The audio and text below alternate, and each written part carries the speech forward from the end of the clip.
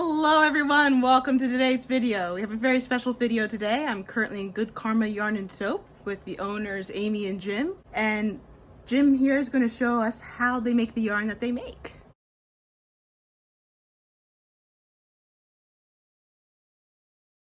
So this is some Romney yarn, or Romney fleeces that have come in. They've been scoured. We don't scour anymore. We have somebody that scours for us. What does scouring mean? Scouring is washing. After it's taken off the animal, it's got lanolin and vegetation and all kinds of different things in it. So it gets scoured, it's washed. This is a really nice Romney fleece from some friends of ours in New Hampshire. Liberty Hall Farm. It's Teresa and Tim Walker's and Pat Walker's fleeces. Right now I have some white here, and they had 3 different white fleeces, and so I'm combining the 3 of them in the carder at one time. So there's always a constant amount of picking stuff out as you go. So it's going into our carder, which is behind these tables here. This is our belt here, and this is measured into thirds. So we try to put an equal amount of fiber on here. What the carder is doing is it's starting to align the fibers up and get them all in line. So turn the carder on, there we go. So this is making the roving.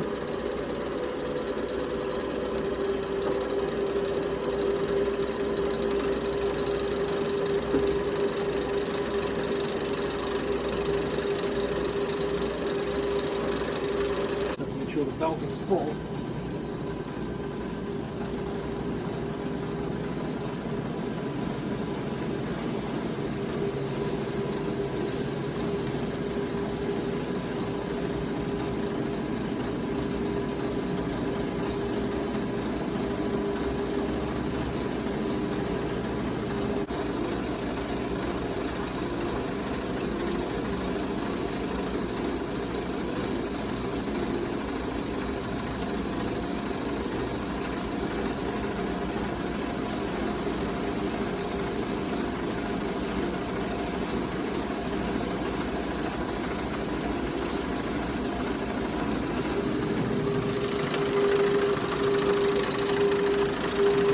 We don't use any spinning wheels or anything either. We use a little bit of anti-static. That's it. Oh, so that's where the waste ends up. Yep. That's where the waste ends up. Up there and down underneath. Yep. That shell support of that here, that's falling right into your web here.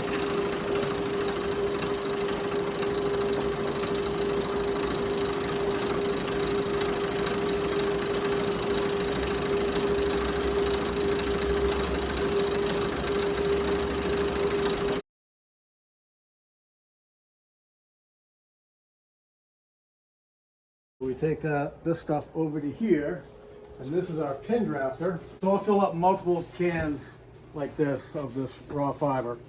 And we'll run 4 leads through this machine right now. I have a counter on it. 0. So I'm going to put a measured amount into each can, which will start to make it more even.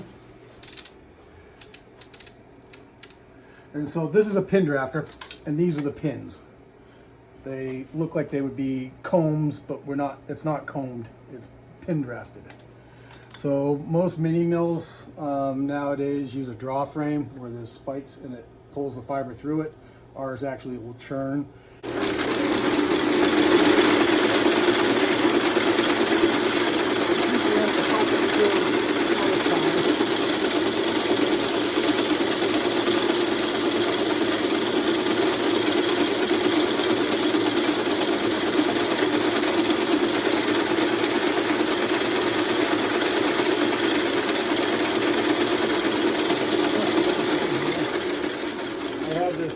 Condenser tube here just to make my life a little easier, but this will make it even easier for right now. So you said the first time, this goes through multiple times? This will go through probably 3 times, and this is further aligning the fibers up.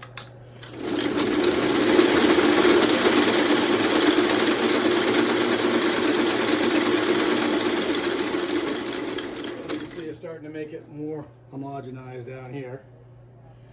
So 2 or 3 more times through, and that will be all very even, and will spin a very even yarn. Electricity is our biggest problem, and so if we put heat on the rolls, it makes it work better. We found out that it works because a physicist was in here one day. He wanted to know why the heat did what it did. We said we didn't know, and he went and researched it, and there's enough moisture in the fiber still that it atomizes it when we add heat to it, which gives it enough moisture to fight the static electricity. We found something, we don't know why we found something. So most places will use static bars and that kind of stuff. And this static is a problem the first time through, and then it's not bad.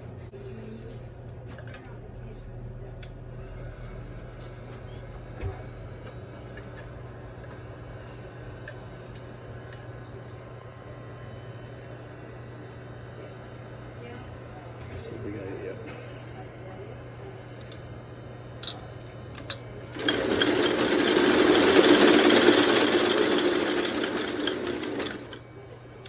Numbers aren't exact. So. Oh, so that controls the heat? Nope, that controls just the count. It tells me how much I'm going to put into each one of these cans.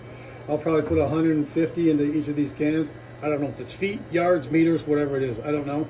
It seems to be its own measurement for this machine.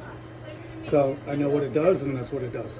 But I'll do multiple cans of this, and then I know how much it's going to cut in each can. So when I get going further down the line, I'll know how much I have.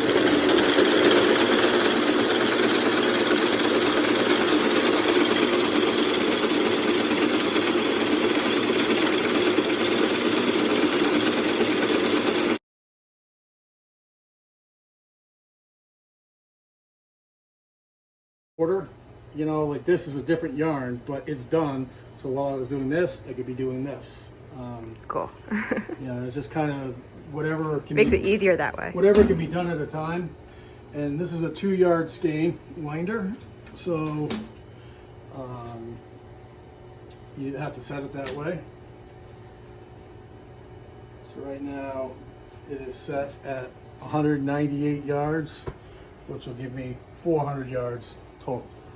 So it'll stop when it hits the 400.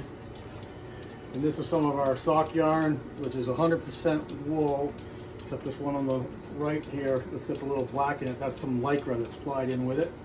So the lycra is plied right into the yarn. It's not part of the yarn, but it's plied in with it. Gives it a little bit more stretch. And this one here, I have 2 more bobbins full of sock yarn, but that doesn't have lycra. This does, so I'll do them separate so I don't mix them up. We'll skein them off here, and then they'll go into the dye pots, and then we put them back onto a cone, and then back into a hang.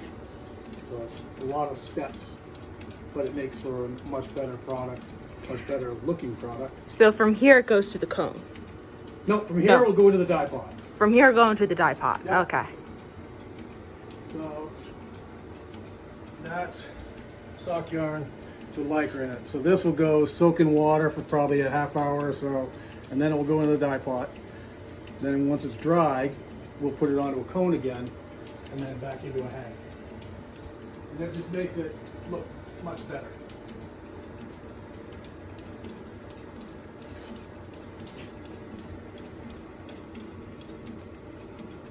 So 400 yards is quite a ways.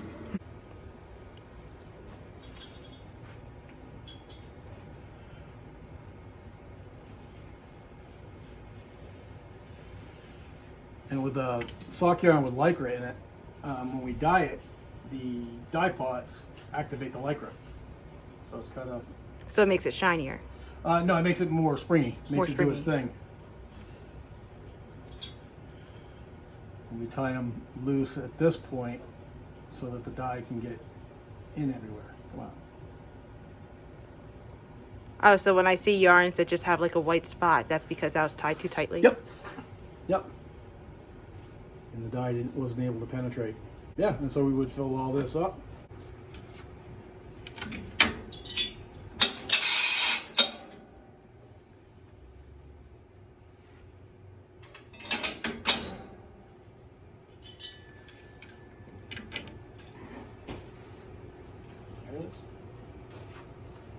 those will go in here with these guys.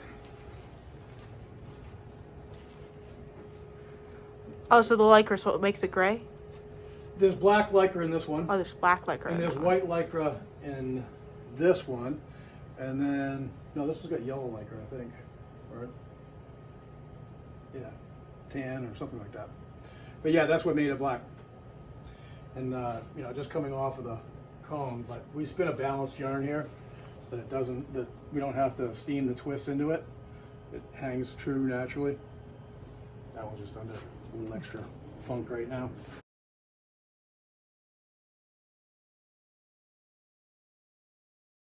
Just a quick side of this part of the video here. This video is actually filmed over 2 days.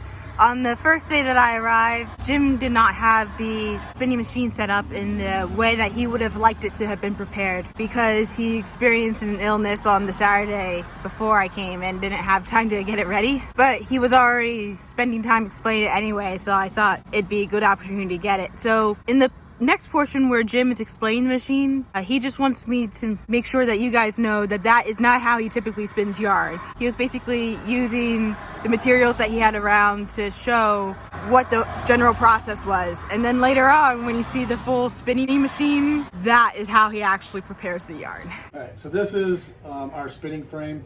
It's a Carolina Specialties. The guy that manufactured these has passed away, so we got one of the last ones that he made, I think. 8 spindle machine, and it's based, not his design's not based, but the modern spinning frames are based on a spinning jenny, which were invented in the 1500s. These 3 rolls: back roll, middle roll, front roll, and a spindle. And it's how fast the fiber is being fed in to how fast it's coming out, to the relationship of how fast it's turning on a spindle. And actually, you control those over here: front roll, middle roll, back roll. Your builder is how fast it's going up and down and how fast your spindle is turning. And then we spin and ply on this machine. So, like I said before, we spin a balanced yarn. So spinning is when you just take the wool and make it into a single ply, and then plying is putting multiple of those together? So what we're going to do is we're going to take, this is kind of like bread goes into a toaster and comes out toast. This goes in as roving and comes out as sliver. All right. I don't know if I can spin the sliver that we got or not.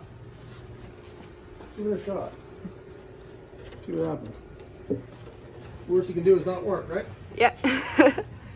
It may just break. So the sliver gets fed up over the top there. I'm going to guess at some numbers.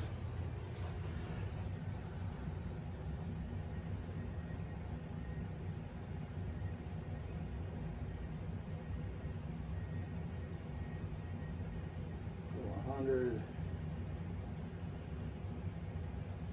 I have no idea what this is going to do.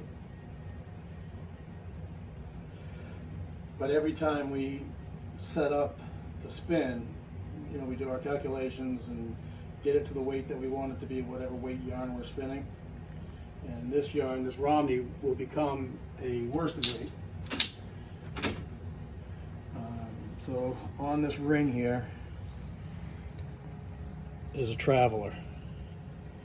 So that goes around and around and helps build the package. So this is too light a traveler for that. So put on a heavier traveler. So you can use like the lighter travelers for the heavier yarns? Nope, use the lighter travelers for the lighter yarns. Lighter travelers for the lighter yarns. Yep. So I get built up there and it goes into my can. Again, I have no idea what this yarn is gonna, what this is gonna do. So.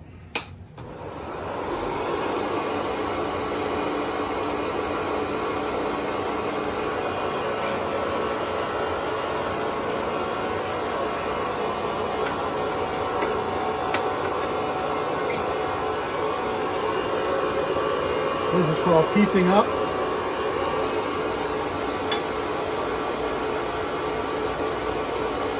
So now that's spinning a single. It may break right here, but you can just piece it up again.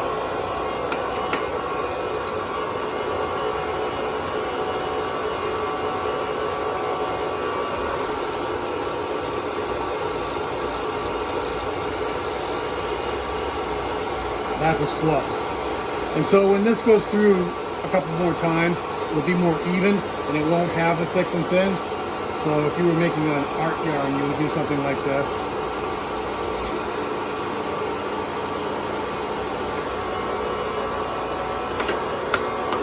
Let's see what we got. So that's the single that it's making. I don't think that's going to be very balanced.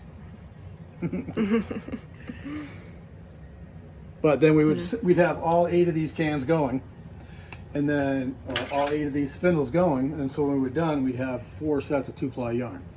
And to ply it, we reverse the motors over here, and that will balance it out, and so you'll set your ply that way.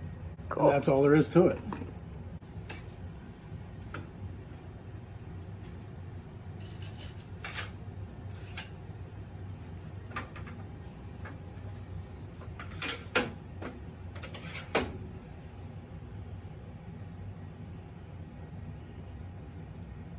This won't be balanced at all.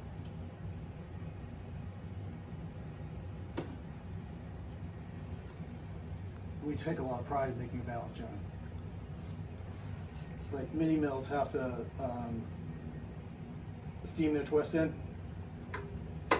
and we don't.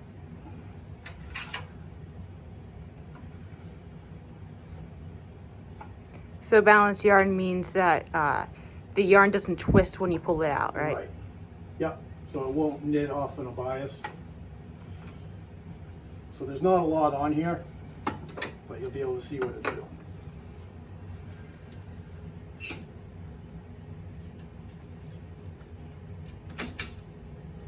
And pull that button. Button. Okay. Okay. Yep. So that's twisting the 2 singles together.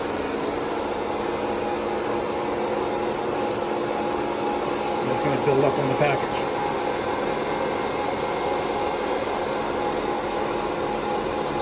You can see that it's not going to be right here because you have a sock yarn and a worsted weight ply together.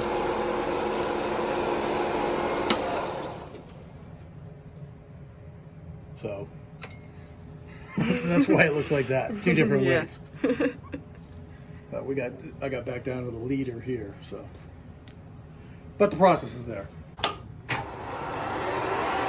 is going really fast.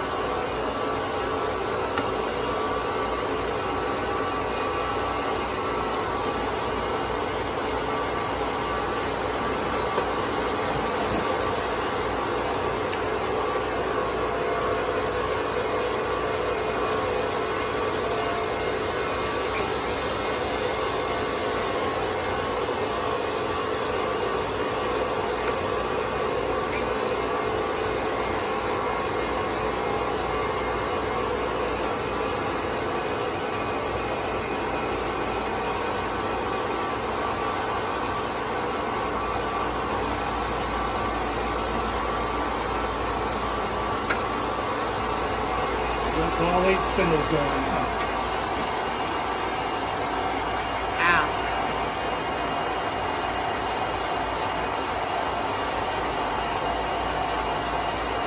So this will make 8 individual bobbins, so we'll try it as a 2-ply. So we'll end up with 4 finished bobbins of work together. Oh, so this is going up and down to make sure it's spread evenly? Yeah, it's called a package. And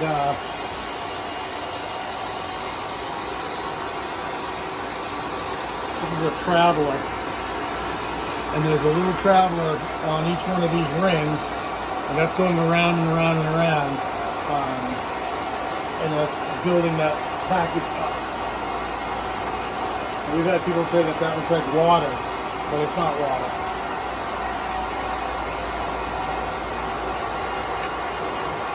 So right now it's going 3,500 RPMs.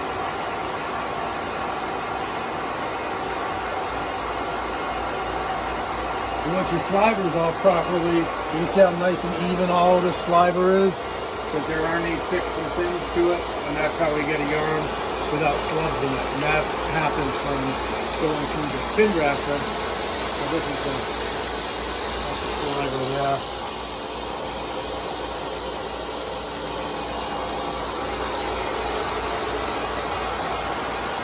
So this will probably take a half hour, 45 minutes to spin these full. And then we'll put them up here, reverse the motors, and set the fly.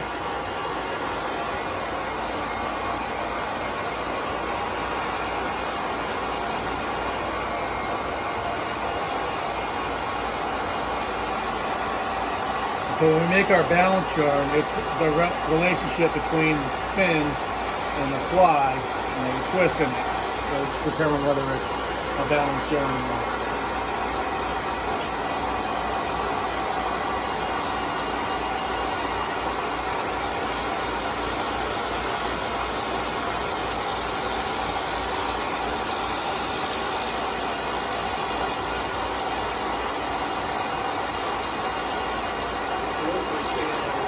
Here, so you see how it just hangs true.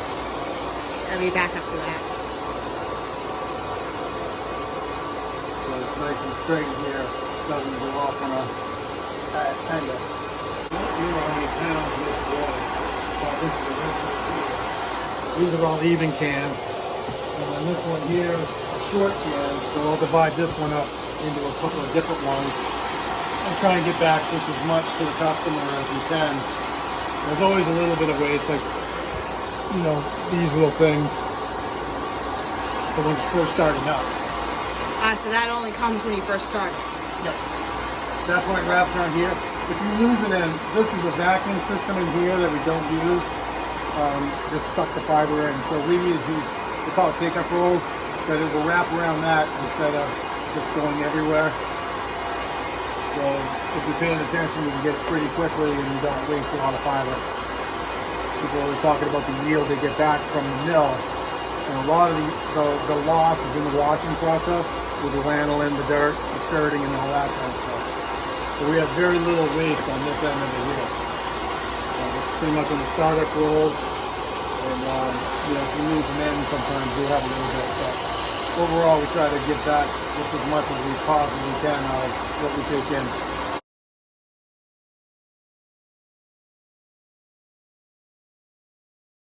In our high-tech dining room. Which also serves as our bathroom. This is a steam-jacketed kettle, and it works on electricity, but the water is in between these 2 layers of stainless steel, so it heats evenly all the way around, all the way around. It's very, very cool. It works great because we can control the temperature, and I can get a lot done in a hurry, and it's fantastic. It's just even heat. We used to use propane burners. And we try to kill ourselves. Yeah, it's bad because they give off carbon dioxide. And then are these the dyes for them? Yeah, these are all acid wash dyes, and then I also use some saber set dyes, which are slightly different for the solids. It's a mix of different things. And then of course cotton, which you saw that we were experimenting with, that uses a whole different kind of dye. And it doesn't require heat, Yeah. which is really nice. You could just dye cotton in a 5-gallon bucket. So So you don't need a big fancy dye place to make things work. We have an old washing machine here. That's a complete hot rod. There's nothing like a washing machine left of it. It's a big salad spinner now. Yeah, all it does is there's no water. It just spins out the extra water and out of the thing. So it's just you pull it out and it spins. Yeah, I measure out all my dyes to the 100th of the gram and keep notes on everything I do, and so I can replicate it almost perfectly every time. Not 100%, but pretty close. Mm-hmm. So, yeah. So that's my thing. I like the math part. That's why Jim does the sock yarn and I do the rest of it. Because he can just do whatever he wants with the sock. Yep. A couple of things of soap there. Just, oh yeah, I'm gonna unmold soap hopefully. It's been one of those days. Almost 500 bars of soap in those molds right there. It has to be cut. They're in big blocks, and they have to be cut into lobes and then into bars. So I can make soap tomorrow. So we also sell the soap in bars, and then we sell the end cuts from trimming them into shape. So there's really no waste at all. Yeah. It's on the floor in here. It's done. Otherwise, it's still getting used. Yeah. Oh, so these are basically the oils that go into the Yep. yarn? Yeah, this one's almost empty. And I don't waste anything because oils are very expensive. Essential oils have gotten really expensive, and that's all I use, so I don't waste a drop of anything.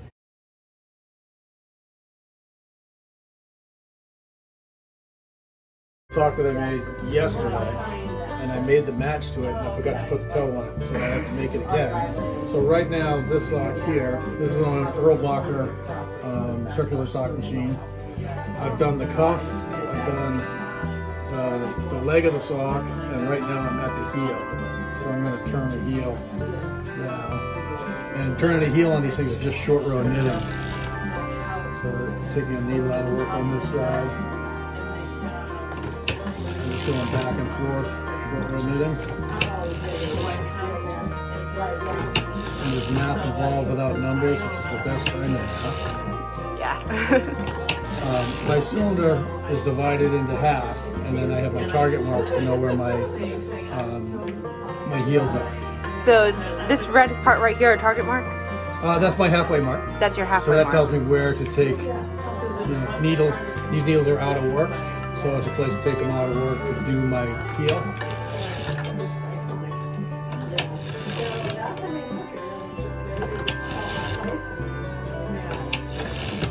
So it goes pretty quickly. So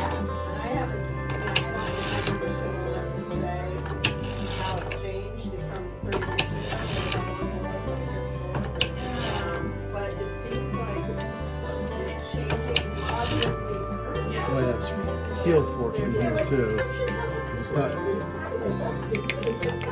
Oh, so those are weights to make sure it goes down. Yeah, because I'm not knitting around right now as I take these needles out. So.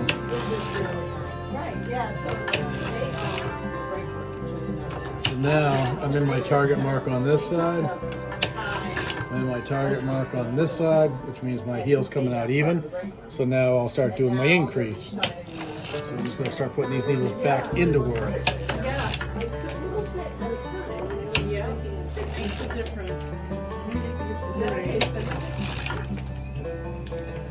So you're wrapping it back around as you go. Yep. And I'm just heading back to my other marks. I saw it on YouTube. She does one strip a day, temperatures, and she'll go like 10 days. It's beautiful. She's like this much, you can really see the pattern.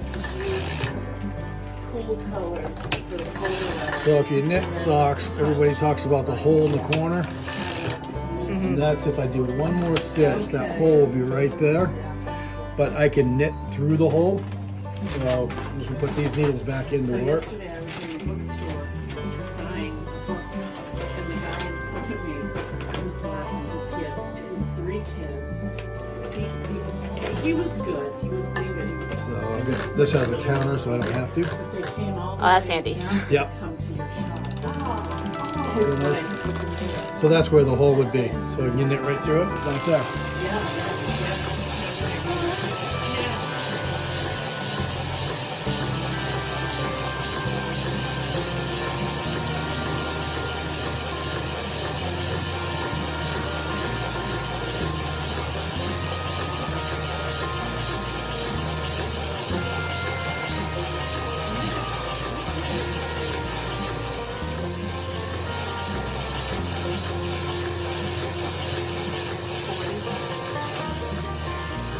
So that was 60 rows. That's super fast.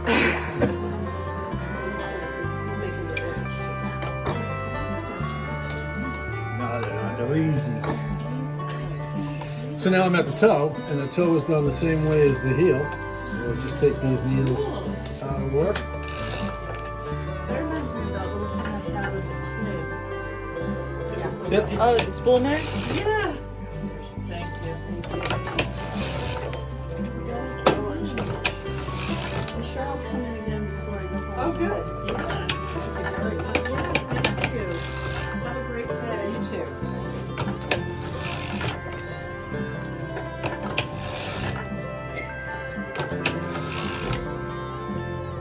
So I'm not knitting round now. So that's when I put my Yeah. heel forks in again. What's the name of the tool that you use to pull the things up? The little metal wedge. This, Well, not, that's your hook, that thing. this, Yeah. it's just a crescent tool. It's called a crescent tool, half moon key. So there's a learning curve to using these machines, but it's as steep as you want to make it. You don't have to go crazy and do everything all at once. They come with a ribber too, or you can add a ribber. I don't care for a rib sock. I like these better.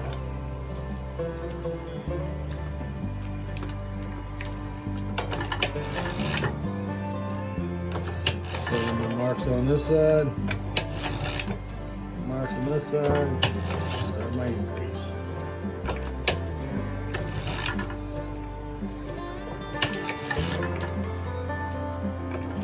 I'm guessing part of the learning curve is making sure that all these hooks catch the yarn every time. Yeah, and making sure that the latches work correctly, because they're like a little latch hook. That's what they do. Ah, And if the latch doesn't work correctly, it'll drop a stitch. Closed latch is a drop stitch. And it's easier not to drop stitches than it is to fix them. This time I will go all the way back to where I started, so there will be the hole in the corner, because I want that to be able to do my kisser stitching. That's the only handwork you have to do, is close the toe up. So this sock is almost done. One more. This sock's all done now. So I'll put these back into work.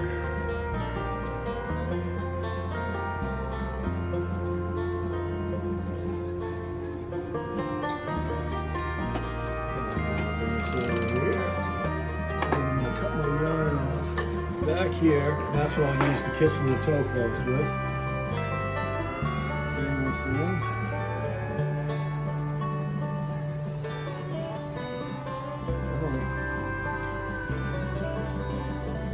Now I'll bring in the waist yarn, which I want a good contrasting yarn. This is just some acrylic stuff.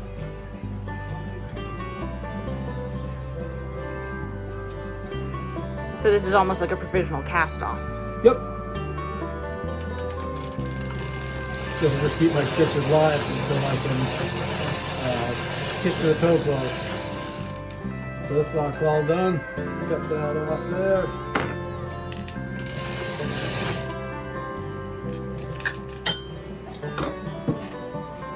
I have to be careful with these. There's a pound of weight in sharp point. It stops really quickly when it hits you in the hands. Ask me how I know.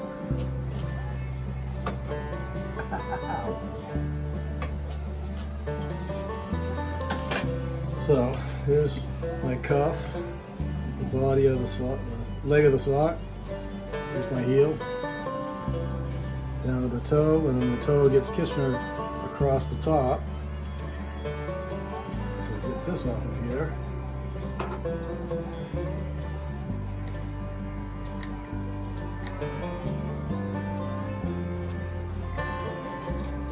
There's a tail in here right there that I don't want to cut. You're making sure that you're leaving at least one stitch, so that way you're not cutting this. I don't want to part cut of into the my sock. So the closer I cut into this. And then this is a cast on bonnet that I'll use over and over again.